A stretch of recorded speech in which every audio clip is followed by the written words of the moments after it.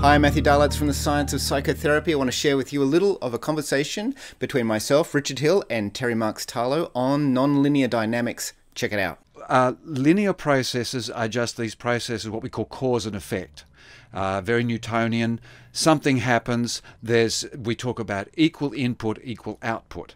And nonlinear is where you have a situation where the elements within the experience cause, even though there is a certain amount of energy going in, that there may be a totally different type of energy going out. So unpredictable. And just a quick example I give is that we can use linear mathematics and linear understanding to understand that when I hit a ball with a bat and I have the mathematical understanding of the weight of the bat, the strength of the pitcher, the light of the thing, the ball, and the wind velocity and gravity, I can actually predict where the ball will go and where it will land. So if I'm remembering high school, that's pretty much everything we learnt was along linear lines, right? That's the way we learn. Yeah.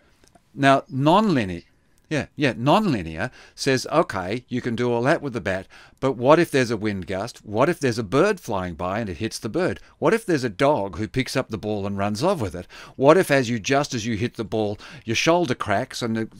So there's all these other elements that occur within a system, that what we do in linear systems is try and pull out. And in science we do this. We try and remove all the variables and we create results that are actually so unnatural that science is sometimes, this is why people say, yeah, but that's not real. That's not real life. Well, and they're true. Let me give you an example of nonlinear from the point of view of psychotherapy, because I'm finding that most of the people listening will be therapists too. Yeah, more than baseball players, yeah. Yes. So exactly as you're saying, if a linear view is you get into a system, you get out of a system what you put in. But as therapists, if we're looking at our own words or interventions as the input, and then what happens to the patient as the output, and being a little simplistic, but just go with me here, it never works that way. Sometimes we think we're doing the most brilliant intervention and interpretation, and we're really excited, like this is going to transform the therapy, and nothing happens, right? So one nonlinear way is you have a really big input and you get no output because the system is not going to change. Another is I make an offhanded remark that I think is really stupid, and then the patient comes back the next week and has had a complete epiphany and change of life based on the thing I want to throw away.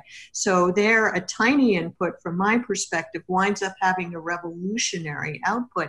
And in most cases, that's how therapy works. It's completely unpredictable. I was going to say, even more so, Terry, is they might totally ignore everything you've done and be looking at the vase of flowers in the back and find their metaphor in something totally not even including you. Right. In the office, there's something about the office or something outside or what have you, and it's complete hubris for us to think that we're causing anything. And so this is a way of understanding forces and inputs and outputs without looking at causality. Causality loses its meaning in the nonlinear world.